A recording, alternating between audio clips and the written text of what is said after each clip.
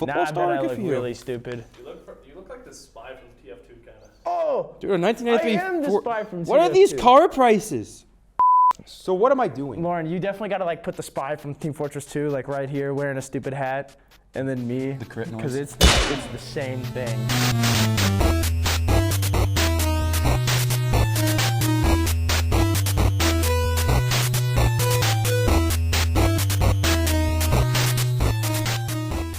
Hello everyone, and welcome back to your favorite show for all things gaming and really tech related, Gentoo. I'm Garrett Bevans. And I'm Jonas Pelot. Thanks for watching Gentoo this week. We really appreciate your support.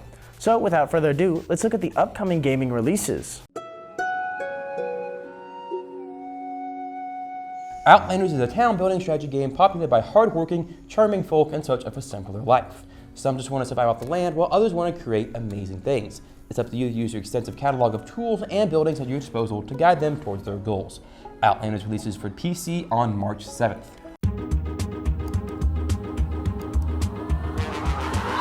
Observe the monkeys behind the cages from the comfort of your home. Stash some cash with your side hustle jobs, and maybe even play the role of a divine being by manipulating the lives of your subjects.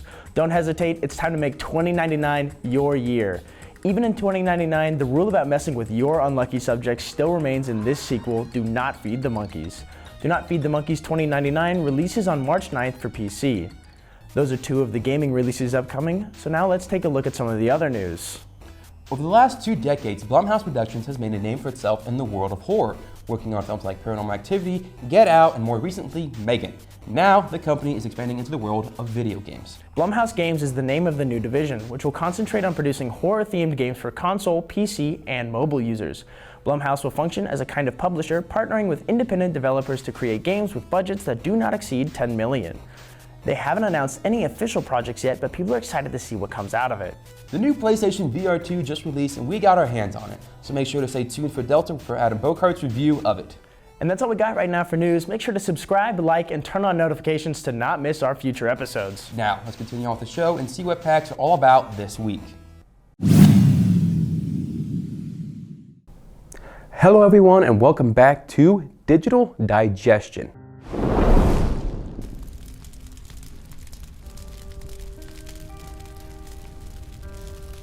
This week, we're not really looking into a character, in fact. We're actually going to tune into a character with Delilah from Firewatch.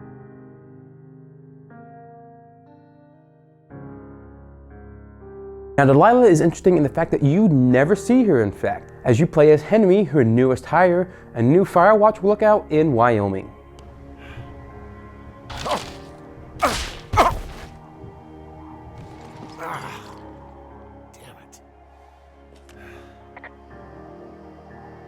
Well, that trail isn't closed anymore. Oh, really? As I said, Delilah is your boss, and she's been doing this for around 13 years, so she knows a thing or two about the wilderness and all that's in it. And she's honestly a fantastic boss for the newest hire, Henry. The two become quick friends, and their relationship skyrockets instantly. Delilah's quick wit and sarcastic humor makes it great for Henry as he explores throughout the wilderness. In fact, Henry even replies with his own sarcastic and witty comments, making their relationship just really good and really fun to watch play out. I feel like I'm going to be murdered when I'm in the outhouse. Feeling a little exposed, are we? Hey, no man in the history of the world has felt tough with his pants around his ankles. Well, be strong. You can always call if you're having trouble. But there is an ever-constant mystery of Delilah. We never see her, only hear from her, yet she is still there to help out our troubled protagonist, Henry. Henry himself is actually trying to escape his own personal demons. His wife Julia sadly has early onset dementia, and when he finally opens up to Delilah about this, she's there for him. She's sick, and I shouldn't be here, but I am. I'm sorry, Henry. What is it? We'll get into it. Delilah is a crutch for Henry, a friend who's there to open up to, a therapist who's there for advice, and even at times in the game, something a little bit more, something a little bit romantic at times, as they're both kind of lonely in their own way. So you're going to want to go back there, go through it, and keep going straight to the north when you come out. Will do. Thanks, Hank. It's Henry. What, you don't like Hank? Yeah, I don't like Hank. But thanks rhymes with Hank. No, it doesn't. Okay, all right. To me, what makes Delilah so great is how she's not only there for comedic relief through all of Henry's misadventures, but she truly is there for him. She's there for him, as I said, when he opens up about his wife's tragic disease, yet she stands up for herself when Henry's paranoia of the wilderness and the people in the park get to him and starts accusing her of being one of them and in on it, and yet she still helps him throughout all of this. I guess when it comes down to it, the only words that I can use to best describe Delilah and the way that I like her is that she's just human. I don't think there's any fictional character I hate more than Forrest Burns. Henry, as an employee of the Forest Service, that is treason. That does it for this week of Digital Digestion with the unique and interesting character of Delilah from Firewatch. If you have any characters you want to see in the future, let me know down below who do you want me to see cover next. I'm your host, Garrett Bevans, signing off. Have a good one. Unlike other organizations on and around campus, here, the students do it all. KNWT is a student-run and student-produced television station. To support this content, you can go to our YouTube channel at KNWT Channel 8. And watch the latest shows or even enjoy blasts from the past.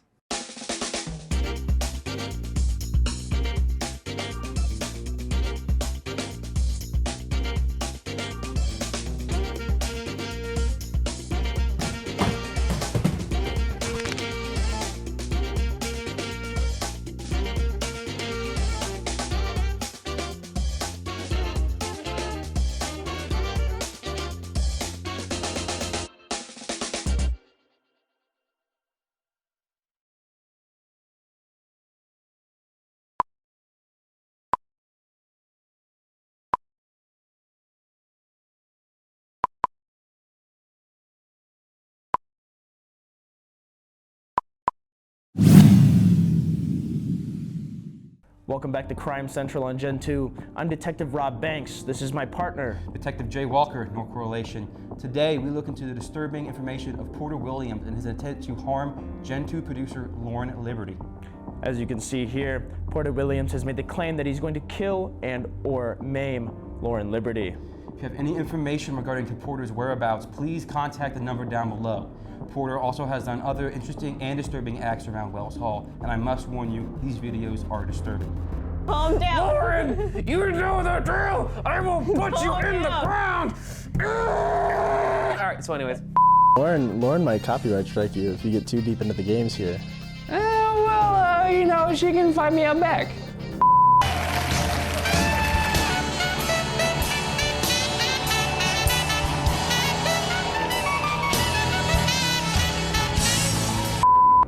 Your suffering is my delight. I'm aware. I'm very aware of that. And remember, Porter, nerds can't run.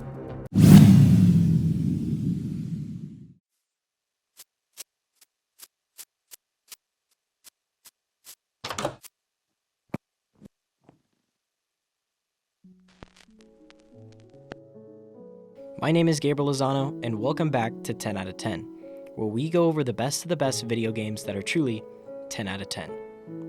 Today, we're going to be taking a look at Minecraft.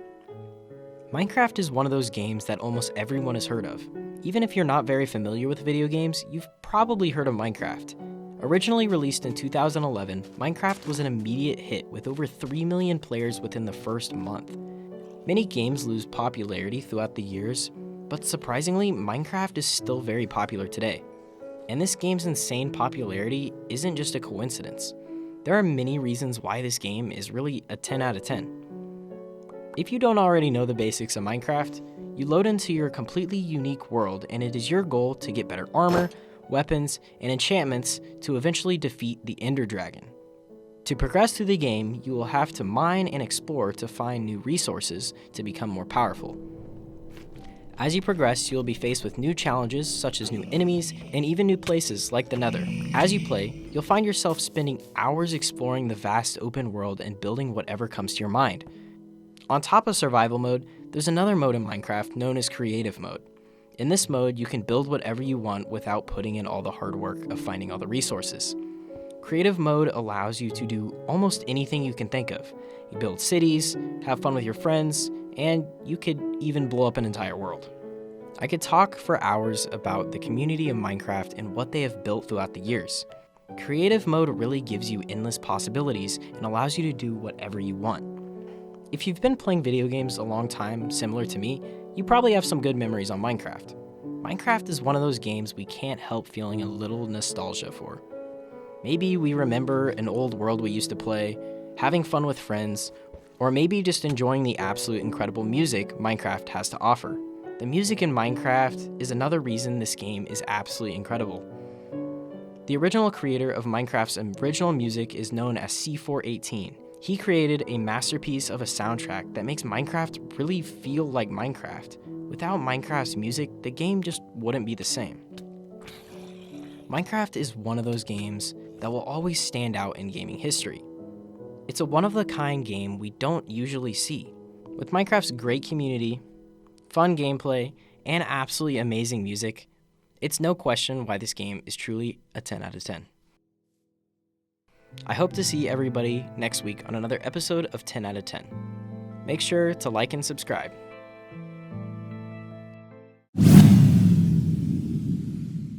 Hello, my name is Evan, and welcome back to The Price is Free. This week we are talking about Bloody Hell, a top-down Metroidvania bullet hell, where you play as a bird angel that is to defeat Satan. This game has been free since its release, which is crazy because the game is more fun and functional than most AAA title games that have come out in recent years. It could be seen as a sin itself that this game hasn't got more recognition, being released at the beginning of this year and only topping out with 370 players at its all-time peak. The cost for having such a great game for free is that there's only about 5 hours of content, but what content it does have is amazing and was a blast to play through. Bloody Hell really is one of those hidden gems buried underneath the mountain of Steam garbage. You wake up in heaven. All you know is you need to go talk to God because he has a mission for you. That mission is to kill Satan and all his demonic minions. That is where the gameplay really starts. You have your basic starting attacks and expand your arsenal and abilities the further you go into hell. A unique feature that I quite like is the upgrading system. This system isn't flat out buying upgrades, but rather having to stack these vials in a grid to be able to unlock them and switch out what upgrades you want. You are only able to manage your upgrades at an alchemist table though. You are also able to expand your grid, meaning you can have more upgrades equipped at a time. If you are a fan of secrets in a game, like I am, then you have another reason to play. Secrets can go as little as upgrade vials for your alchemy table, to finding a hidden path that leads you to the end game early.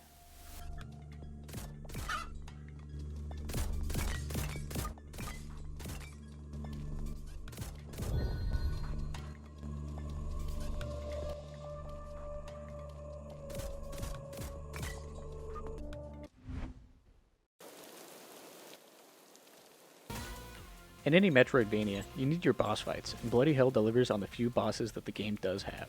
All boss fights are heavily movement-based and action-packed. You gotta be able to keep track of yourself and not get overwhelmed by all the projectiles on the screen, which is a lot easier than it looks. If you even look hard enough, you might be able to find a secret boss. There is a companion that you interact with and get to partially know throughout your journey through hell, only to have him corrupted by the evils of hell and turn against it. This game honestly surprised me with how amazing and replayable it was. Besides knowing where all the secrets are, it always kept me for a second playthrough.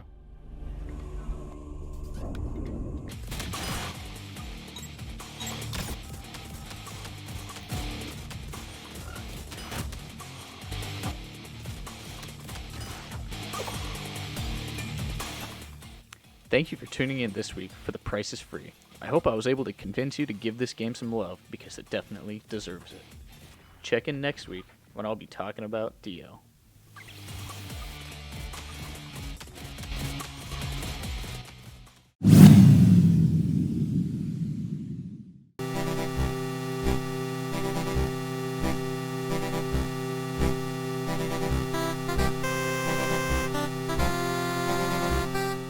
Welcome back to Indiana Jonas. I'm your host, Jonas Pelot, and today we're diving into Rimworld, where life is harder and surviving's even worse. So, let's get cracking. Welcome to the Rim, and good luck. Rimworld is a harsh colony building / storytelling game centered around surviving on a harsh alien planet. At the start of the game, you'll have the option to choose what scenario you would like to start with or to create your own, with your own supplies, colonists, and materials. Then, after generating your world, you can pick your landing spot and begin your tough journey of survival and hardships. The difficulty system in Rimworld is unique, with not only there being different difficulty levels, but 3 AI storytellers who affect your playthrough in different ways. With diseases, natural disasters, meteor impacts, battery explosions, crop blights, rabid animals, raids, or sieges, there are a whole host of bad things that can happen to you. But the storyteller won't just throw bad events at you, then give some breaks in the clouds. But depending on the difficulty, they can be very few and far between. As the months progress, you can research newer techs and create stronger and more powerful gear to protect and defend your colony with. The pawns also have different skills that they can improve upon to make them excellent tools that are vital to your colony's success. Some pawns will refuse to do certain kinds of work, while others are better than most and will learn quicker, allowing you to strategize and coordinate your pawns into specific roles like doctors, cooks, or crafters to keep you running. But surviving on the Rim is no easy task. Food is scarce, forcing you to hunt or farm to keep your colonists fed. But watch out, not all animals will take kindly to being shot at. Farming can also be extremely profitable and give you a lot of food, but blights can bring a colony to its knees. Some climates have harsher winters, killing off crops and animals alike, so make sure to stock up your food before the winter. If you've chosen a climate like a jungle or a desert where you can grow year-round, not all is well there either.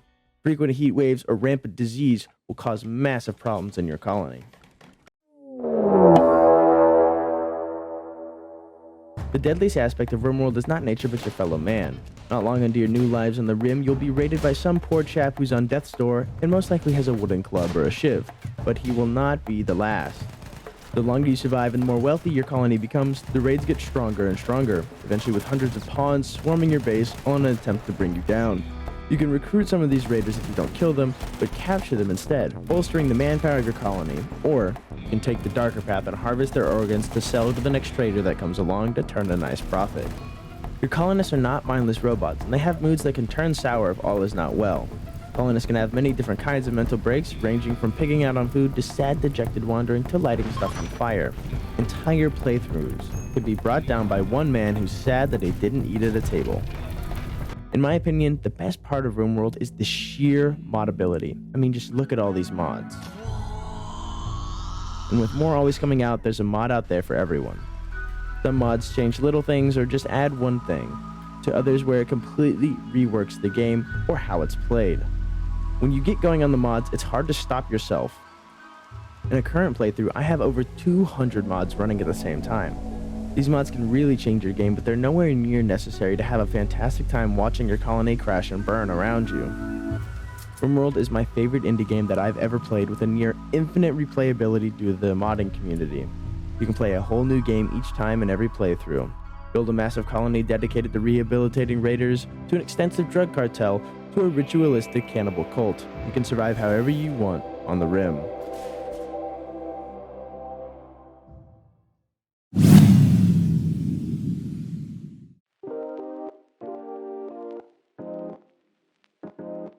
KNWT for Hire is all about sharing a story, a message, and connecting the community.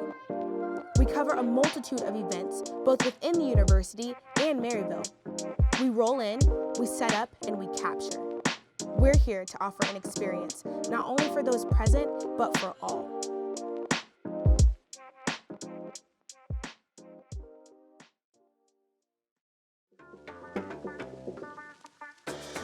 Hey, you. Yeah, you. Look who we've got on Loosely Related this week. It's Jason Offit.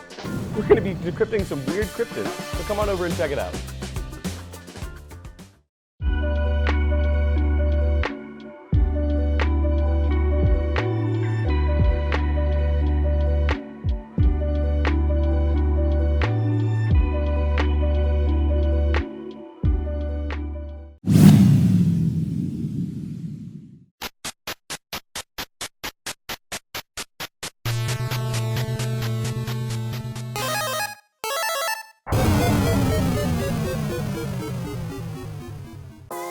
Hi, I'm Adam Bochart, part-time Gentoo content creator, and one of the first people to help bring virtual reality to Project Delta way back in spring of 2018. Take a look. I'm a bit of a bitch when it comes to horror games. Oh, Jesus. I hate this, I hate this, I hate this, I hate this, I hate this, I hate this. Shoot it in the spinal butt. Mom, I'm sorry. Now, 5 years later, KNWT has the chance to showcase some of the newest technological advancements in VR with PlayStation VR 2.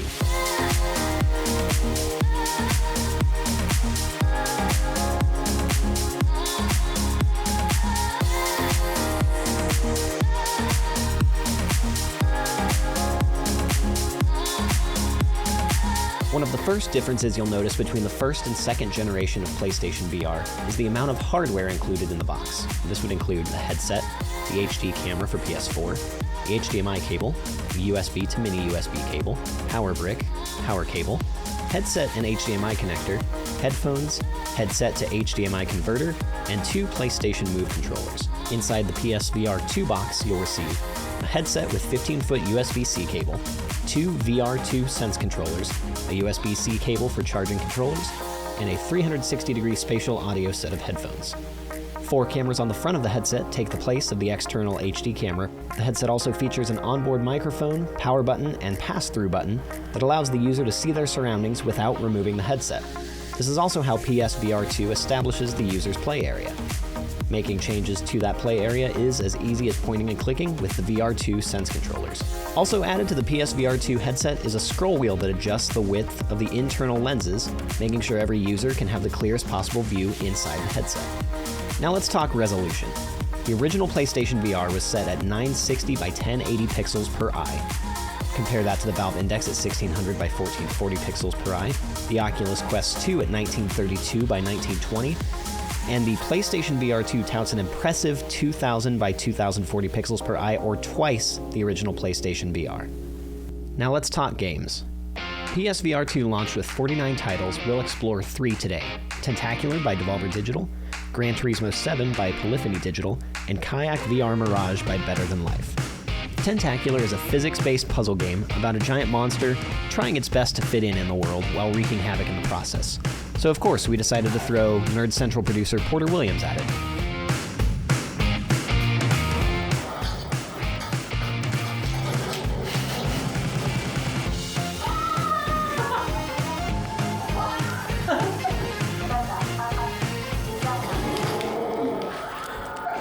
I'm adopted!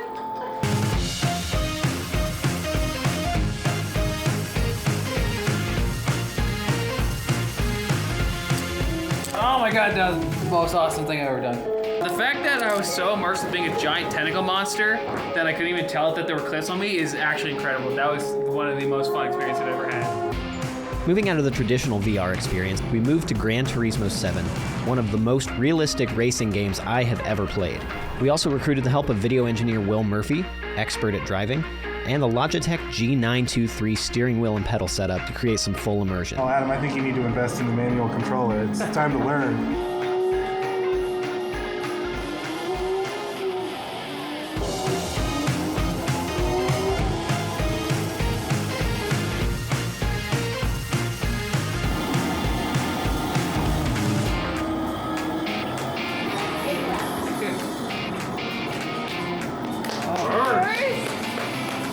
Holy cow, that's wild.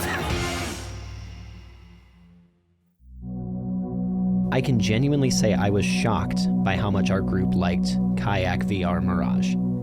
And I can genuinely say this is one of the most visually stunning games I have ever played in my life. The rest of the group also agreed it was one of the most calming, beautiful, peaceful, serene games that anyone had ever experienced. There's one small problem with that. We don't do peaceful. Wait, I'm moving! Oh my god!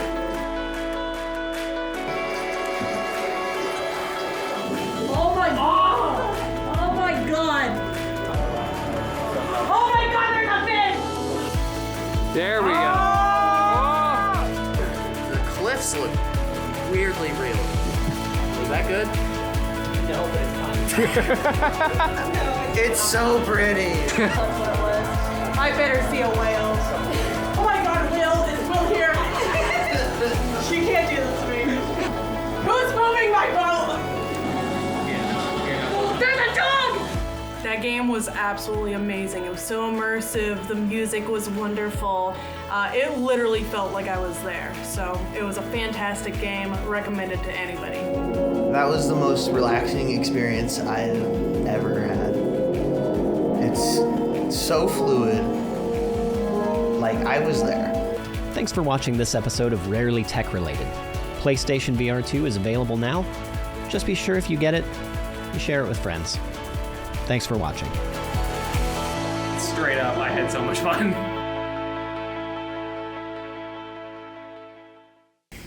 Does it help that you're in a small pink kayak? It does help a lot.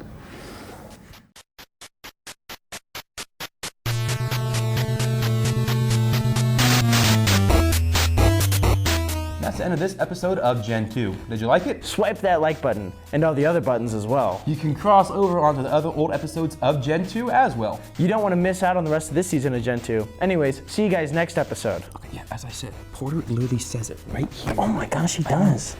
Okay, I did some poking around, and he says it in next week's script too. Next week as well. I know, I don't. This was his grand finale that he wanted to do. I know. I don't. We gotta get. You can't do that. That's illegal.